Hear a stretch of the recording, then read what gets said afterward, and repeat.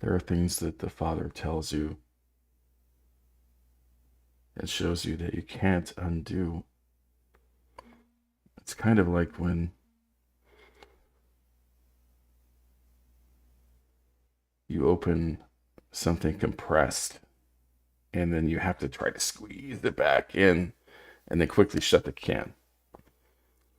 That's what it's like. Why would Mary and Joseph offer turtle doves in Luke 2:24 when Jesus was presented in Jerusalem by Mary and Joseph? The sacrifice was made a pair of turtle doves or two young pigeons. And it's weird that he doesn't say he provided one or the other and why they provided it, because they're supposed to provide a lamb, and we'll get to that. And it says, when the days of purification, this is Luke 2:22 and 2:23, and when it came time for the purification according to the law of Moses was complete, his parents brought him to Jerusalem to present him to the Lord. And this is an important phrase, the law of Moses. And we see this shift in the second century in John's gospel, and we'll get there. His parents brought him to Jerusalem to present him to the Lord. As it is written in the law of the Lord, every firstborn male shall be consecrated to the Lord. The Father showed me this morning when I was listening to Exodus, and I was like, wow. And like, look at Exodus 13. Then Yahweh spoke to Moses, saying, sanctify me every firstborn, the first offspring of every womb among the sons of Israel, both the man and the beast belongs to me. You know, if he had to be sanctified, was he born without sin? And this is something I've talked about, this nonsense of original sin anyways, but he was not born perfectly clean and already dedicated. He had to be dedicated. But look at Deuteronomy 139. Moreover, your little ones, who you said would become plunder, and your sons, who this day have no knowledge of good and evil, shall enter there, and I will give it to them, and they shall possess it. See, children are born in a state where they do not know the difference between good and evil. It has to be taught to them.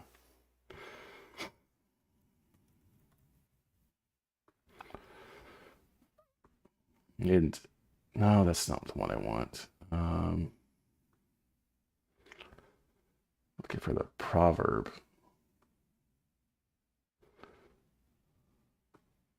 Might have to use DuckDuckGo.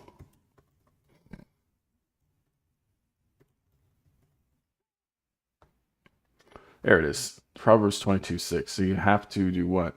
Train up a child in the way he should go, and when he is old, he will not depart from it.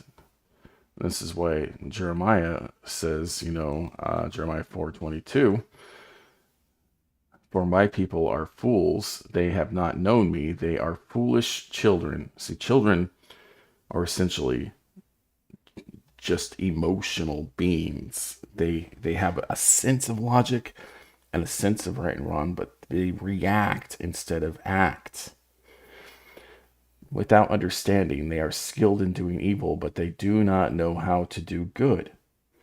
And check out this. This is from Isaiah. This is why you were not born a sinner. This is something that you have to destroy, you have to abolish. And this is something they were trying to fix by stealing the prophecy in Isaiah 7. Isaiah 7, a message to Ahaz. Now in the days of that Ahaz, son of Jotham, the son of Uzziah, the king of Yehudah, Rezin, the king of Aram, marched up to wage war against Jerusalem. He was accompanied by Pekah, the son of Remaliah, the king of Israel, but he could not overpower the city. When it was reported that the house of David, that Aram was in league with Ephraim, the hearts of Ahaz and his people trembled like the trees in the forest shaken by the wind. Then Yahweh said to Isaiah, go out with your son, Shear Jashub, to meet Ahaz at the end of the aqueduct that feeds the upper pool. on the road to the launderer's field, and say to him, calm down and be quiet. Do not be afraid or disheartened over these two smoldering stubs of firewood, over the fierce anger of Rezin and Aram and the sons of Remaliah. For Aram, along with Ephraim and the son of Remaliah, has plotted your ruin, saying, let us invade Yehuda, terrorize it, divide it among ourselves. Then we can install the sons of Tabiel over it as king. But this is what Yahweh Elohim said. It will arise, it will not happen, for the head of Aram is Damascus, and the head of Damascus is Rezin. Within 65 years, Ephraim will be shattered as a people. The head of Ephraim is Samaria, and the head of Samaria is the son of Remaliah. If you do not stand firm in your faith, then you will not stand at all. Again, Yahweh spoke to Ahaz and asked for a sign from the Yahweh Elohim, whether the depths of Sheol or the heights of heaven. And Ahaz replied, I will not ask, I will not test Yahweh. Then Isaiah said, hear now, O house of David, is it not enough to try the patience of men? Will you try the patience of my God as well? Therefore, the Lord himself will give you a sign. Behold, the maiden will be with child and will give birth to a son, and he will be called him Emmanuel. By the time he knows enough to reject the evil and choose the good, and this is why I'm going here to debunk two myths at once. You see, the son that is going to be born had a point in his childhood where he did not know good from evil, that he did not know to choose the good and to reject the evil. He will be eating curds and honey, for before the boy knows enough to reject evil and choose good, and it says this 2 times in Isaiah 7, the land of the 2 kings you dread will be laid waste. And this is the sign, 7:16. For before the boy knows enough to reject evil and choose good, the land of the 2 kings will be laid waste. Now let's look at the next chapter, because, why would he make this prophecy and not tell us how Yahweh fulfilled it? Isaiah chapter 8. Then Yahweh said to me, take a large scroll and write on it with an ordinary stylus, Mahar Shahal Hashbaz, and I will appoint for myself a trustworthy witness, Uriah the priest and Zechariah son of Jeberechiah. And I had relations with the prophetess, this is one of his wives, and she conceived and gave birth to a son. The maiden gave birth to a son. And then Yahweh said to me, name him Mahara Hashalal Hashbaz, for before the boy knows how to cry, father or mother, the wealth of Damascus, the plunder of Samaria will be carried off in the king of Assyria. See, this is when the boy is still very young, the 3rd time. It says this, and Yahweh spoke to me further, because this people has rejected the gentle flowing waters of Shaloah, and rejoiced in Rezin, the sons of Remaliah, the Lord will surely bring against them the mighty floodwaters of the Euphrates, and the king of Assyria in all his pomp. It will overflow and overrun its banks. It will pour into Judah, swirling and sweeping over it, reaching up to the neck. Its spreading streams will continue. Your entire land, O Emmanuel. Well, that's interesting. Huddle together, O peoples, and be shattered. Pay attention, O you distant lands. Prepare for battle and be shattered. Prepare for battle and be shattered. Devise a plan, but it will be thwarted. State a proposal, but it will not happen. For God is with us. And one of the things they'll say, like I was talking about in my videos in the prior week, Adam Fink saying, there's dual fulfillment. But, their dual fulfillment is taking a passage out of context and ignoring the context for their pretext. Because this passage was about the destruction of these 2 kings. So let's go on now. And some of these comments about why they had to bring an offering are quite interesting. The wise men came after baby Jesus was sitting in the temple. Like, where is your evidence for that?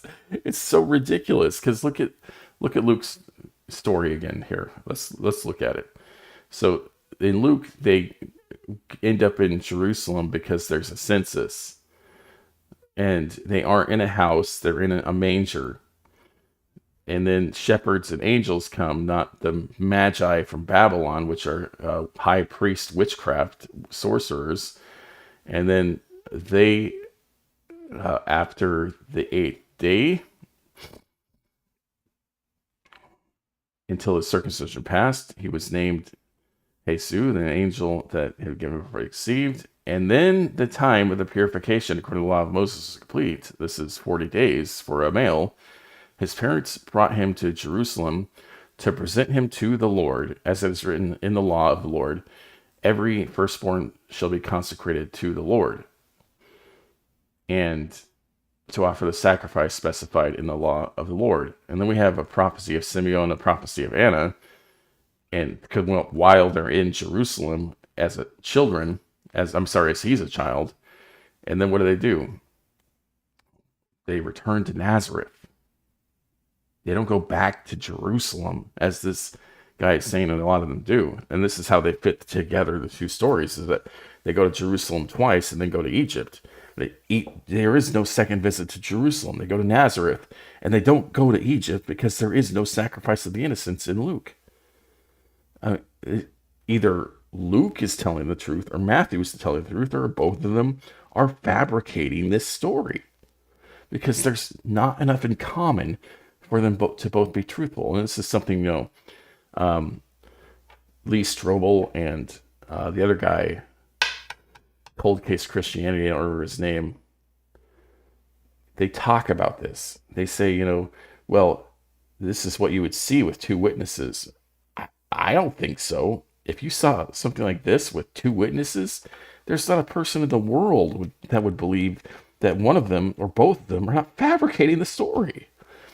I mean, they believe this is written by eyewitnesses, and they couldn't even get like basic details right. Like, how would Luke forget about something so traumatic, like he killed all the children in Bethlehem?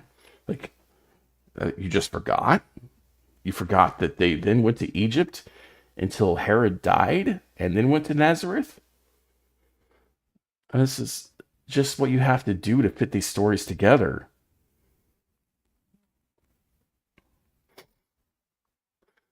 The wise men from the east saw the star, then went to Jerusalem, and they asked. So they took time, possibly up to 2 years. Does it take 2 years to travel to Jerusalem from Babylon? No.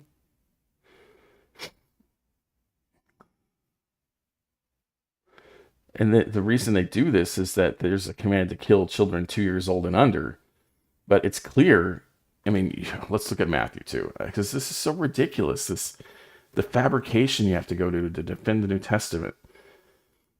After Jesus was born in Bethlehem of Judea, during the time of King Herod, Magi from the east arrived in Jerusalem. I mean, there's nothing in this that would presume it's been years since this happened. And it was, what do they call Matthew? Right? Matthew.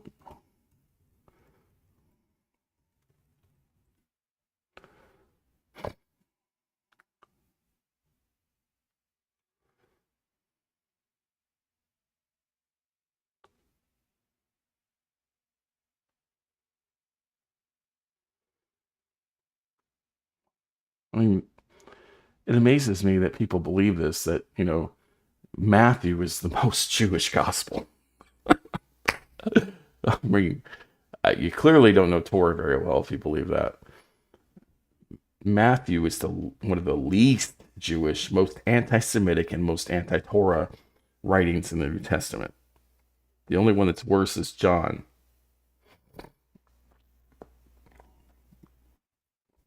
So in Exodus 34, verse 19 and 20, it says, "The first offspring from every male womb belongs to me, even all of your male livestock, and the first offspring from male cattle and the sheep. And you shall redeem with a lamb." And it's interesting, go back to that story, Luke 2:22. It says, "Every firstborn male that opens the womb shall be called holy to the Lord, and to offer a sacrifice according to what was said in the law of the Lord, a pair of turtle doves or 2 young pigeons." And it doesn't say that. It says a lamb. And, I remember I said Plutarch wrote Luke, and he wrote in allegory. Why did he change the lamb to 2 turtle doves? He's showing you something, that this man is not a lamb. He's intentionally pointing us to this. You can't sacrifice a lamb for a lamb. So he makes it a turtle dove. The first offspring from a donkey, if you do not redeem it, then you shall break its neck. You shall redeem all the firstborn of your sons. See, this isn't in Matthew. This is in Luke. Along with him being circumcised after 8 days, only in Luke. But you know what's missing from Luke that's quite interesting, that we'll get into that. Numbers 18, verse 15. Every first issue of the womb of all flesh, whether man or animal, which they bring near to Yahweh, shall be yours. Nevertheless, the firstborn of a man you shall surely redeem, and the firstborn of unclean animals you shall redeem. Now as to the redemption price, from a month old shall you redeem, by your valuation 5 shekels in silver, according to the shekel of the sanctuary, which is 20 gerahs. The other thing I just realized that's missing is the 40-day purification that I was talking about.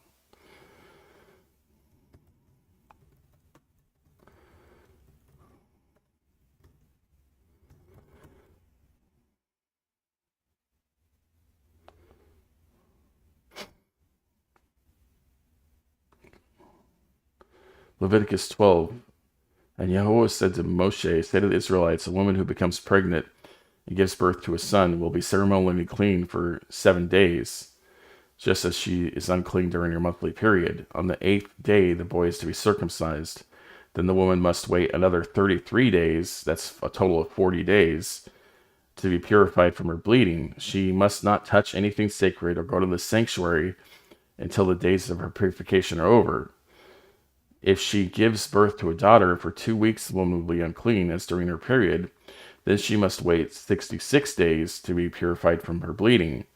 When the days of her purification for a son or daughter are over, she is to bring to the high priest at the entrance to the tent of meeting a year-old lamb for a burnt offering, and a young pigeon or dove for a sin offering.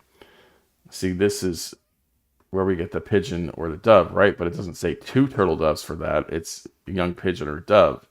So where does Luke getting this idea from? Well, it's in, I had that passage up. Thought I did.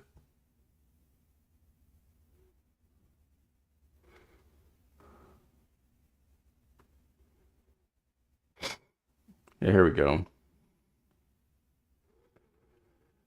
If his burnt offering to Yahweh is a burnt offering of birds, then he shall bring near his offering from the turtle doves or young pigeons. And Leviticus 5:7, which is about the atonement for sin, not about the purification. But if he cannot afford a lamb, then he shall bring to Yahweh his guilt offering for that in which he sinned, 2 turtle doves or 2 young pigeons. And it's so interesting, even though we see this mock Torah observance, it's off, and it's off in such a way that I believe is intentional. It's trying to get you to look at these and compare them, to dig in. Why is this not the correct offering? Why is it this offering instead of that? Why did he go to Leviticus 5:7 for the 2 pigeons and turtle doves? Well, he's pointing out that this young man was not without sin. This is Christian dogma from the first century, that he could die for you because he was without sin. And this is what the 2 turtle doves and 2 young pigeons is about. He shall also bring his guilt offering to Yahweh for his sin, which he has committed. And remember what I told you, a young man cannot commit sin. They don't know good from evil. This is for an adult who knows he did wrong. A female from the flock, a lamb or a goat, as a sin offering. So the priest shall make atonement on behalf of his sin. But if he cannot afford a lamb, then he shall bring to Yahweh his guilt offering for that in which he has sinned. 2 turtle doves or 2 young pigeons, one for a sin offering and another for a burnt offering. And it shall bring them to the priest, who shall bring near first what was for the sin offering, shall nip its head at the front of its neck, but he shall not separate it. He shall also sprinkle some of the blood of the sin offering on the side of the altar, which the rest of the blood shall be drained out at the base of the altar. It is a sin offering. The second she shall then appear as a burnt offering according to the legal judgment. So the priest shall make atonement on behalf of his sin. So the 2 turtle doves and the 2 pigeons are a sin offering. And Luke clearly says they're making this for the young Yeshua. But means that he had sinned. I mean, he'd just been born. It doesn't make sense.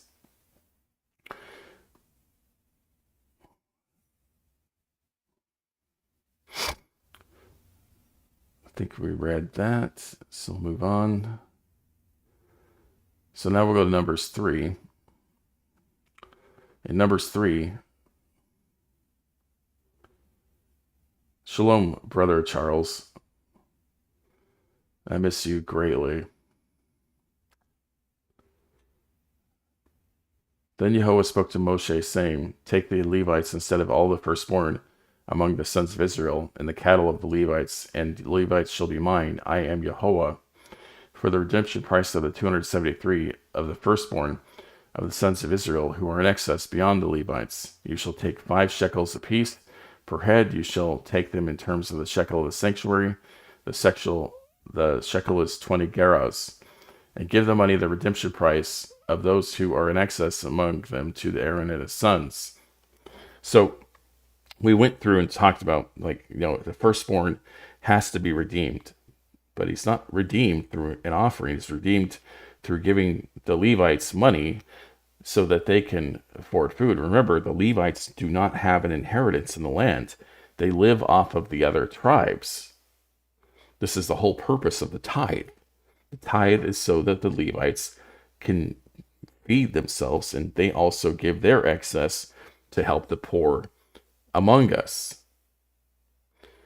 And this is why, the Roman church is going to be judged so terribly, because they stole the offering of the Levites, and they do not use it to help the poorest among us. So Moses took the money of the redemption price from those who were in excess beyond those redeemed by the Levites from the firstborn of the sons of Israel, and he took the money in terms of the shekel of sanctuary, 1,365. Then Moses gave the money of the redemption price to Aaron and his sons at the command of Yahweh, just as Yahweh had commanded Moses. Then we go to Deuteronomy 16, and this is one is going to just... Father, let's go here.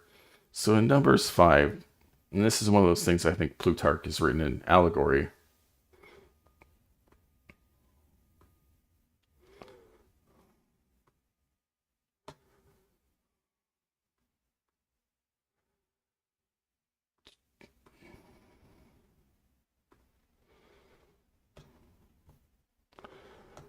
All right, so in Numbers 5, it has the statutes for jealousy.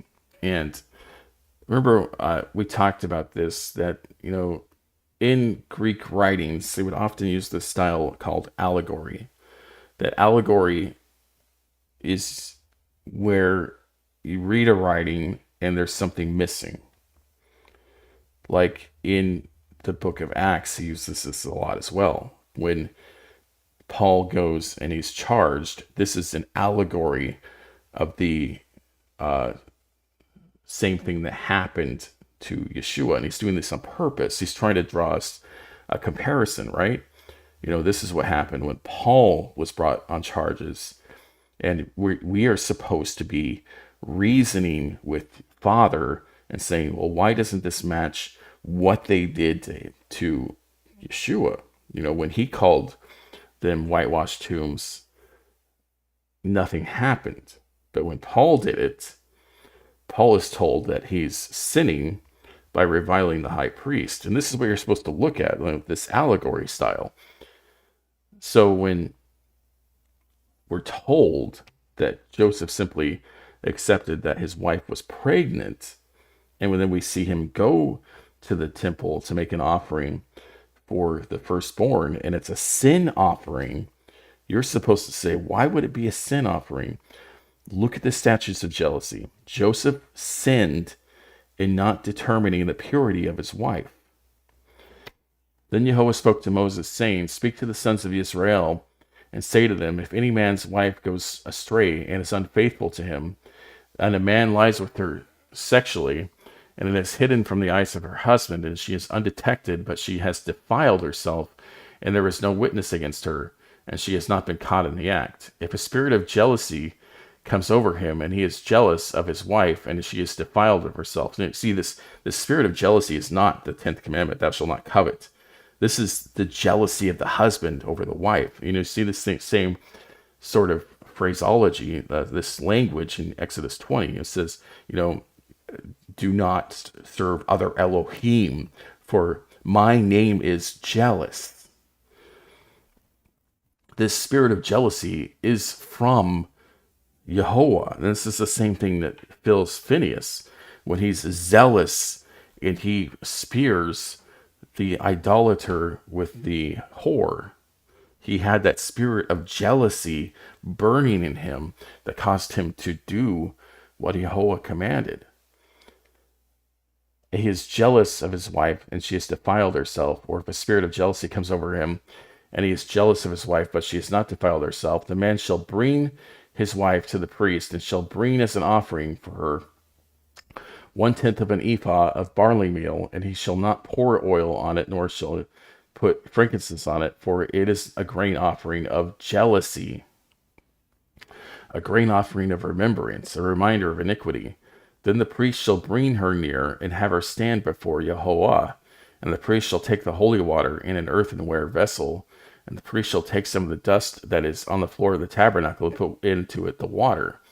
And the priest shall then have the woman stand before Yehovah, let the hair of the woman's head go loose, and he shall place the grain offering of remembrance in her hands, which is the grain offering of jealousy, and hand the priest is to be the water of bitterness that brings curses. Then the priest shall have her swear an oath. She'll say to the woman, if no man has lain with you, and if you're not going astray into defilement, being under the authority of your husband, and be free from this water that the bitterness of the brings curses. And this is so interesting as well. Oh, there's so much depth here. The bitter water is represented in theophagic communion. Blood is bitter. You're supposed to pour it out into the dirt. If you, however, and no, it doesn't make sense why Joseph wouldn't have tested Mary, and I think this is why this is the allegoric style of Luke. He's trying to get us to look at like these things that are Torah commandments that are not in the gospel. If Luke had kept this, what kind of level of credence would that give to their story? He finds out Mary is pregnant, and he goes to say, look, Mary, I don't want to bring you shame, but I want to make sure you are undefiled. I think we should go and have you tested by the bitter waters. If you have gone astray, being under the authority of your husband, and if you have defiled yourself, and a man other than your husband has lain with you, then the priest shall have the woman swear with the oath of the curse. And the priest shall say to the woman, Yehovah make you a curse and an oath among your people, by Yehovah making your thigh fall away and your belly swell. This is what I'm talking about. Because, there is a verse in John that is so strange. And, you just read it, you're like, oh, my belly will swell with living water. He who believes in me, as the scripture said, and, and this is another one of those verses, like, this isn't in the Torah, the prophets. It's not. From his innermost being will flow living water. The living water is life. And, it literally out of his belly, out of your belly swelling, because it's about to burst forth the living water. If you believe in him. And what do we see in John, right? John 19, 31, I believe. Nope, 34. But one of the soldiers pierced his side with a spear, his belly, and immediately the living water, blood and water, came out. He's pierced his side. He's now a broken cistern, and the living water is pouring out of him. Jeremiah 4:22. No, Jeremiah 2:13. For my people have done two evils. They have forsaken me, the fountain of living waters, to hew for themselves cisterns, broken cisterns that can hold no water. We see this in the law, the statute of jealousy, and we see this in the Gospel of John twice. That if you follow him, if you believe him, that out of your belly will flow the living water. And then we see this the soldier's spirit, which is only in the Gospel of John. Then the living water pours out of his belly. This water that brings curses shall go into your stomach and make your abdomen swell and your thigh fall away. And the woman shall say, Amen, Amen. And the priest shall write these curses on a scroll, and he shall wash them off into the water of bitterness. And then he shall make the woman drink the water of bitterness that brings curses, so that the water which brings a curse will go into her and cause bitterness.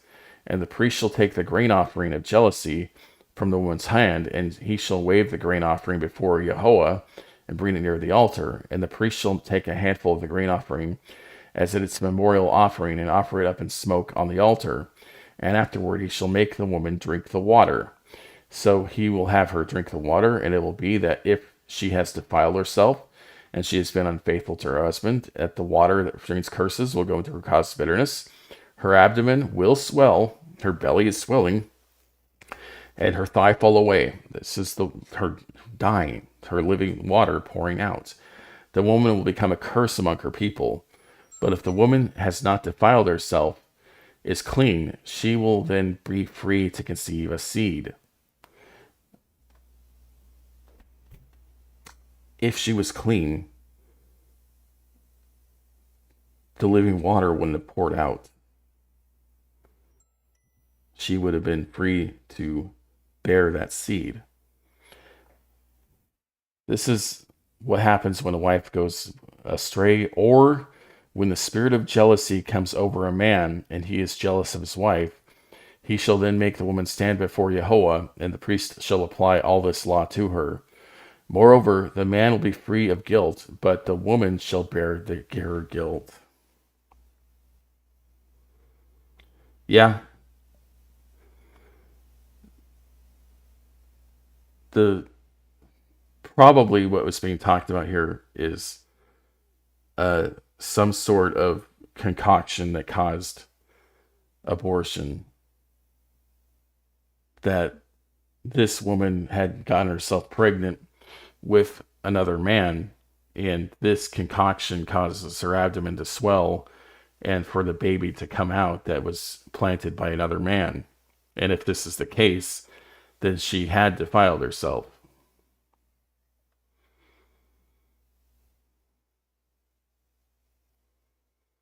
But if she was truly implanted by the Ruach, then she could go through this, and that wouldn't happen because she had not defiled herself. So in Deuteronomy 16,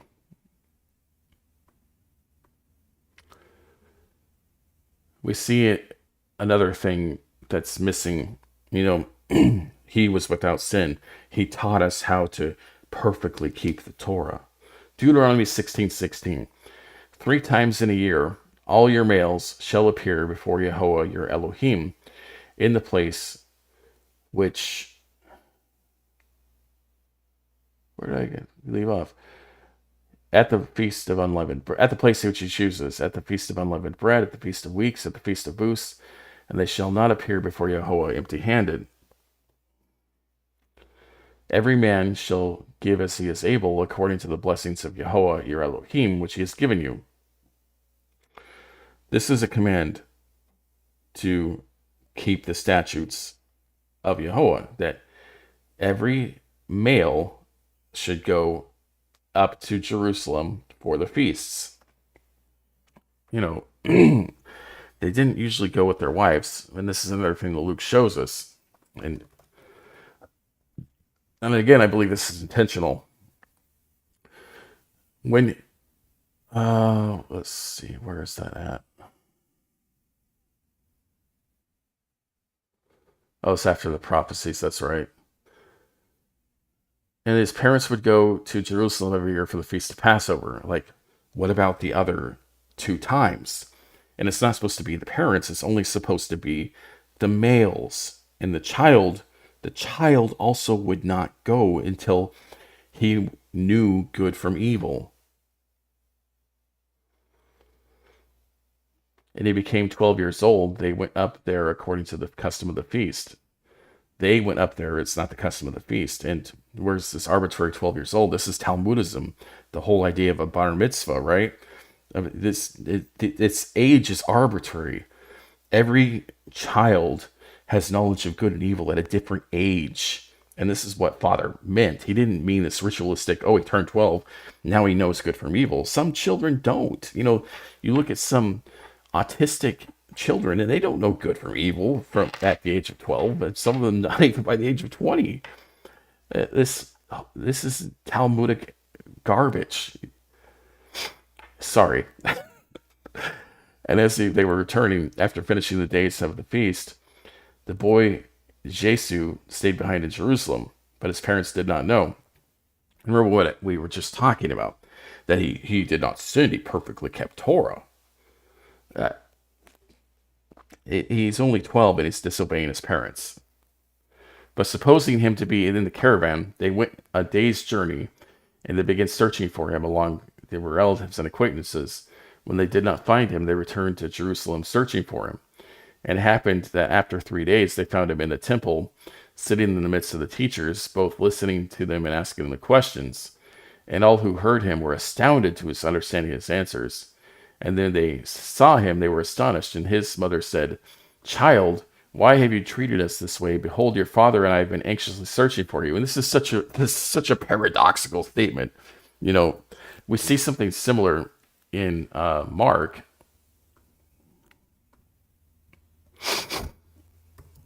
Right? I think it's Mark 2. Mark 3. So this is when he's talking about house divided cannot stand, right? And in Mark's gospel, it has this added passage that he said, "Then the multitude came together again so that they could not eat so much as eat bread. But when his own people heard about it," this is his family, "they went out to lay hold of him, for they said, 'He is out of his mind.'" And this is such a weird phrase that's stuck in the middle of the gospel. You just ignore it. It's like what we see here in Luke. "Why have you treated us this way? Behold, your father and I have been anxiously searching for you." If they really believed in this immaculate conception, why would they be acting this way? This is a miracle, child, and you're like, oh, he truly is the Son of God. But but when he's doing something you think strange, you forget this. And you say, "Oh, child, why are you not listening to me?" It doesn't make sense. And this makes even less sense. Why would they be saying he is out of his mind? This is phraseology that doesn't make sense. If you believe what the Christian church teaches, it doesn't make sense. And he said to them, "Why is it that you were searching for me? Did you not know that I had to be in my father's house?" And remember what Yehovah says to Solomon, "Can I live in a house of stone?" And the answer is no. He commanded a tent, a tabernacle to be built. And Moses spent like 4 or 5 chapters writing about the tabernacle. The cut stone temple is not the Father's house. But let's get back to this, because this is important. Why was he out of his mind?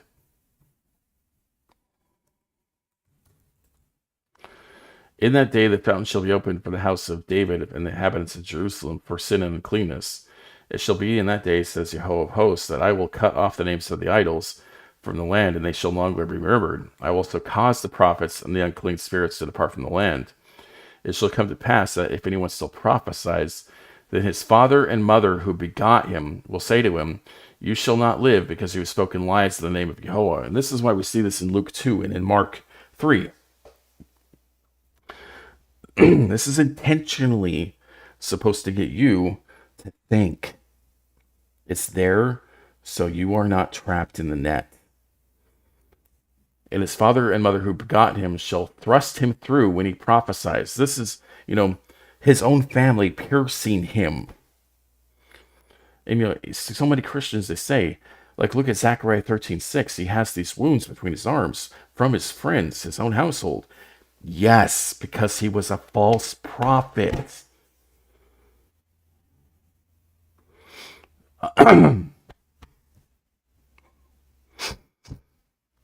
So the other aspect of this we haven't even dug into is there's so much depth here. 3 times a year he was supposed to go up to Jerusalem, right? And they only were going up for the feast of Passover. And one of the things you see, and I thought, well, how many times did he actually visit Jerusalem? Because he was supposed to have this 3 year sermon time, and during that time he should have gone up there a total of 9 times. And one of the obvious differences in the chronology between John's gospel and the synoptics in Matthew, Mark, and Luke is that John gives an account of Jesus in Jerusalem on 4 different occasions, 2 during Passover and 1 during an unnamed festival, John 5:1. And there's some people that think this is an addition, a redaction, and one at Hanukkah. And Hanukkah isn't even one of the feasts of Yahweh. The third Passover is mentioned in relation to the feeding of the 5,000 in John 6:4, which he wasn't at Jerusalem. The synoptics instead present Jesus in Jerusalem only on the final day of his ministries. None of this matches Torah. I mean, if he was keeping Torah perfectly, if he was out without sin, he would have been there how many times? 3 times a year. 3 times 3 years is 9 times. Not once, as the synoptics say, not 4 times, as John says, and not out in the wilds of Galilee feeding the 5,000 during Passover. None of this could have happened if he's showing you how to keep Torah.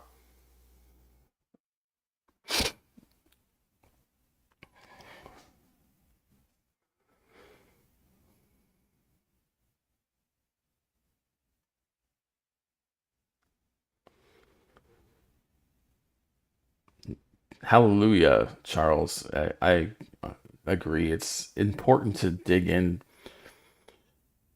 They have this phrase I remember Mike Desario saying when I listened to him, because there's so many like variations of the Christian messaging, right? Some people will say, it's important that you go to church. You need to be assembled. This is like the Christian dogma. You have to keep going to church. You have to keep going to church. Don't forsake the assembly and gathering together. And one of the things they say is, no one's perfect. You can't expect the perfect assembly. I mean, look at Paul's assemblies. They had a man who married his stepmother. Yeah, why do you think that is? These are supposed to be people that were immersed in the Holy Spirit, and yet you have this rampant fornication going on. The same sort of thing we see today in the church and in Adam's assembly, where they are putting lipstick on a pig.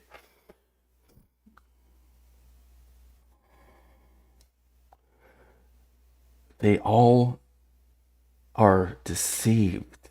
They're under a deceiving spirit, a lying spirit. Because a man cannot die for you.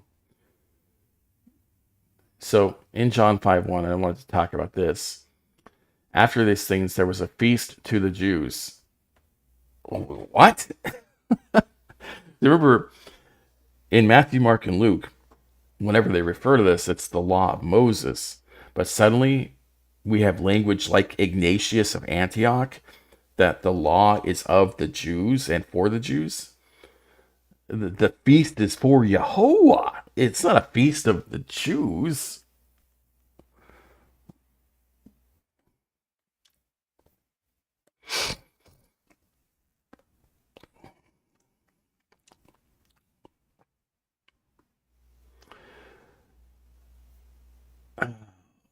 There's something else I want to talk about. I don't remember now.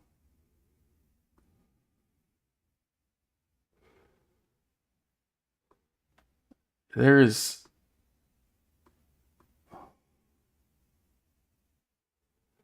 Hanukkah and Purim are feasts of the Jews, true. But I don't think that's what's being talked about here. We see John refer to that as a lot. Because in the Gospel of John, it actually mentions the Feast of Dedication, Hanukkah, by name. So why wouldn't he mention either of those in John 5:1? I mean, either way, he wasn't in Jerusalem 9 times. He didn't go up there 3 times a year. He didn't make the offerings at these feasts. He didn't make offerings for when he was presumed to be a sinner. And this is something else we see in the book of Acts, right? In book Acts 18:13, what happens? They're saying this man is talking about Paul persuades men to worship God contrary to the law. I've brought up this verse so many times to Christians. This is what the other followers of Yesu were saying about Paul. This was not just like your run-of-the-mill Jew. This was the other followers saying, look, this man is persuading men to worship God contrary to the law. But when Paul was about to open his mouth, Gallio said to the Jews, if it were wrongdoing or vicious crime, O Jews, wouldn't be reasonable for me to put up with you. But if there are questions about words and names in your own law, see to it yourself. I am not willing to be a judge of these matters. So as he drove them away from the judgment seat, and they took hold of sustenance, and I believe this is all intentional. Remember, this is allegory. This is just like when Yesu is before Pilate, and the Pharisees and the Sadducees are there saying, he has broken our law. And why would Pilate care? Pilate wouldn't care. He drove them away from the judgment seat. He wouldn't care. And they took hold of Sosthenes, the leader of the synagogue, and began beating him in front of the judgment seat.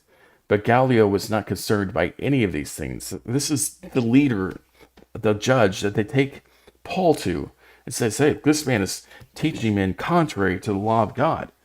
But Gallio didn't care. He was the proconsul. He didn't care if Paul was teaching against the law. Why would Pilate care? And this is the allegory we're supposed to connect here. Why would Pilate care if Jesus was really teaching against the Torah, had broken the Torah, as they had said? It said, oh, we can't kill anyone, right? No, that's not true. And even in the book of Acts, we see them execute Stephen by stoning him because he was charged with what? With breaking Deuteronomy 13. And then Acts 21, we see it again. And after he had greeted them, and remember, these are all other followers, and they see concerns in Paul. He begins to relate one by one the things which God had done among the Gentiles through his ministry. And when they had heard it, they began glorifying God. And they said to him, you see, brother, how many of thousands are among the Jews of those who believed, and they are zealous for the law. Like Phineas. And remember, Phineas was zealous for Torah. That's why he speared through the Israelite and the whore he was with. And it says in Psalm 106, verse 29, that because of his zealousness, he and his generation after generation are accounted righteous. And they have been told about you that you are teaching all the Jews who are among the Gentiles to forsake Moses. And he's not saying that he's telling all the Gentiles to forsake Moses. But I personally think the Gentiles should not forsake Moses either. The Talmudists do. He's telling them that you are teaching the Jews among the Gentiles to forsake Moses, telling them not to circumcise their children, nor to walk according to the customs. And so often I see those of you putting lipstick on the pig. You come to this passage and say, well, let's see, he couldn't have been doing that. But Galatians and Corinthians and Romans all says he was. Telling them not to circumcise their children, nor to walk according to the customs. What then is it to be done? They will certainly hear that you have come. Therefore, this is what you will do. You have 4 men who are now under a vow. Take them and purify yourself among them. Pay their expenses, so that they may shave their heads. Then all you will know where there is nothing to be things which have been told about you, but that you yourself walk orderly, keeping the law.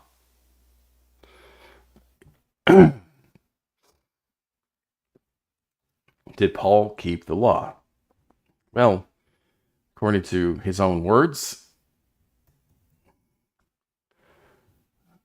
he says in 1 Corinthians 9:20, "And to the Jews I became as a Jew, so that I might win Jews. To those who were under the law, as under the law, though not being myself under the law, so that I might win those under the law. To those who are without the law, as without law," he's telling you, "I became lawless." I became lawless to spread this message.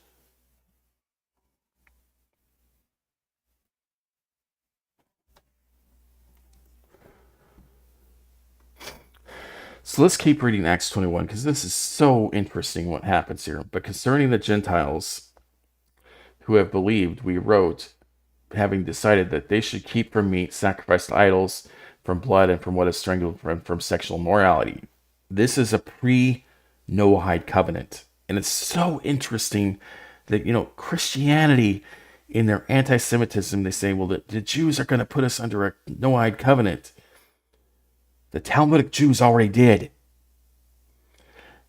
It is Yesu. You are under a Noahide covenant. You don't believe you have to keep the Sabbath. And, those of you putting lipstick on the pig, you've come to the decision to keep the Sabbath. Congratulations. Keep going. Dump the idol. That you shouldn't take blood, but yet you still believe the communion is okay. Remember, allegory. Why would you think it's okay to have blood communion when one of the commandments you were supposed to follow says abstain from blood?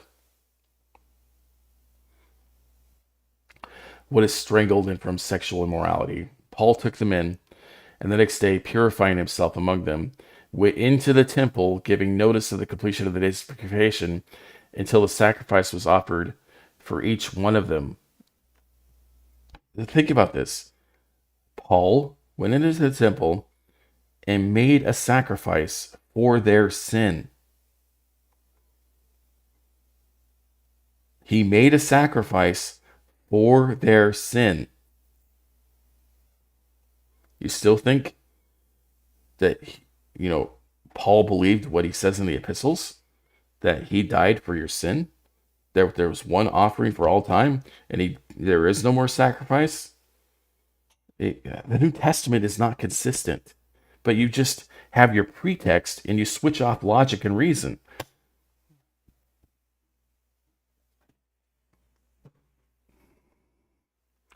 Right, they can eat unclean animals now.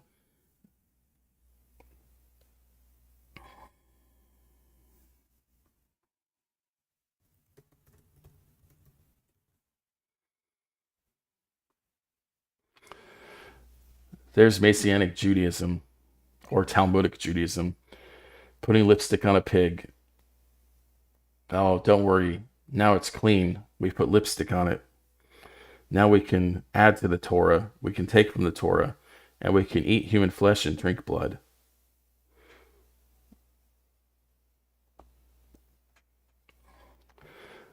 How was Paul able to do that? I don't know. Now, when the 7 days were almost over, the Jews from Asia, upon noticing him in the temple, began to throw all the crowd into confusion and laid hands on him, crying out, "Men of Israel, help! This is the man who teaches to everyone, everywhere, against our people and the law." And see, they knew what he was doing. And it even says in 1 Corinthians 9, in Galatians 5:2, in Galatians 2, the man Titus, who was a Jew, refused to become circumcised against our people and the law in this place. He has even brought Greeks into the temple and has defiled this holy place. But, the book of Acts is a defense of Paul, but here he is defiling the temple. Oh, you say, well, that was just what they thought. Well, why would they think that? Do you think that this just came out of nowhere? That they would just thought that wasn't really what Paul was doing. What Paul was doing is what you teach. You teach that he teaches you. You don't need to heed the Torah. It's literally what all of you teach. It's even what Messianics teach. How could he perfectly have kept the law when he didn't go to the temple 9 times either? Paul did not go to the temple 9 times. He didn't go to all 3 feasts. It would be in the book of Acts. It's not there. Again, allegory. Then after 14 years, thank you, Father. So, and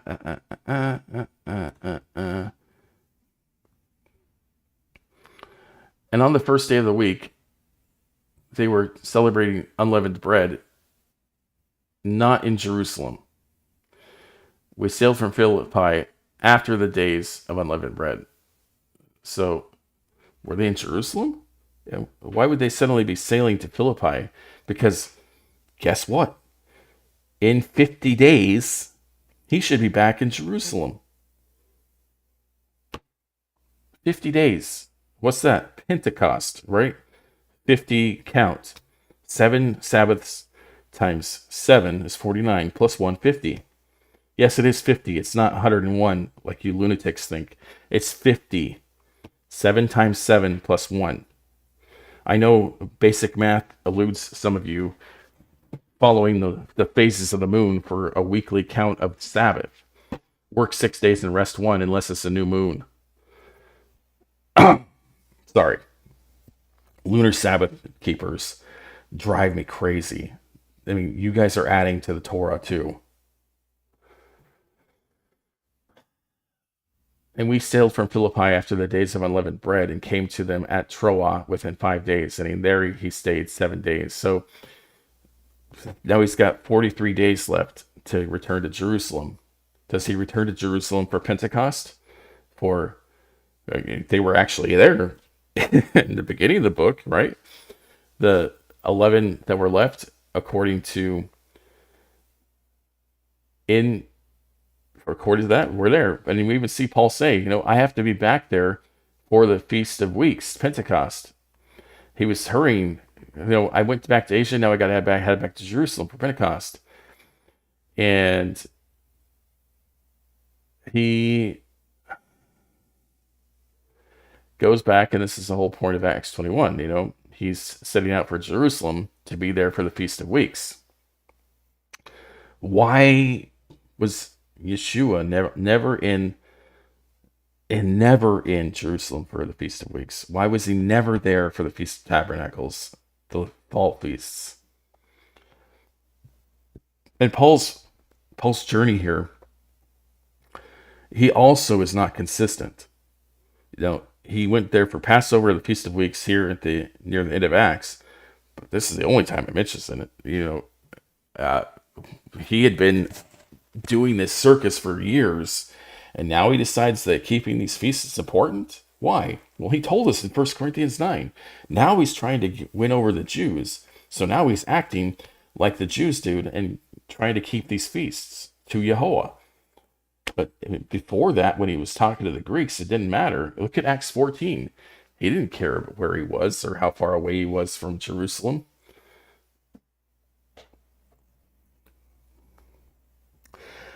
All right. Thank you, Father, for opening up your word to us, that we can take the lipstick off the pig and get the pig out of the camp being our heart, that we no longer look at this pig and say, oh, the only thing wrong with it is this missing lipstick. Let us follow your word and only your word. Let us not fill up our heart with pride that we don't know the truth. And yes, you can pray with your eyes open. It's Christian tradition that you have to close your eyes. You don't. Then Yehovah, your Elohim, will prosper you abundantly in all the work of your hand, in the offspring of your body, in the offspring of your cattle, in the produce of your ground. For Yehovah will return to rejoice you, just as he rejoiced over your fathers. When you listen to the voice of Yehovah, your Elohim, not to men, to Yehovah. Stop listening to men. To keep his commandments, his statutes, which are written in this book of law, the Katab Sefer Torah, written, not oral, written. When you return to Yehovah your Elohim with all your heart and soul, For this commandment which I am commanding you today is not too difficult for you, nor is it far away from you. It is not in heaven that you should say, who will go up to heaven for us and get it for us to make us hear it, that we may do it? Nor is it beyond the sea that you should say, who will cross the sea for us, get it for us, and make us hear it, that we may do it? But the word is very near you, in your mouth and in your heart, that you may do it. You are not born a sinner. You are capable of doing right and wrong, your own will, with Father's help. As he told Cain, even before the written Torah was given to us, if you do well, will you not be accepted? But sin lies at the door, and you shall rule over it. You shall rule over it. You don't have to let it into your heart. Hallelujah.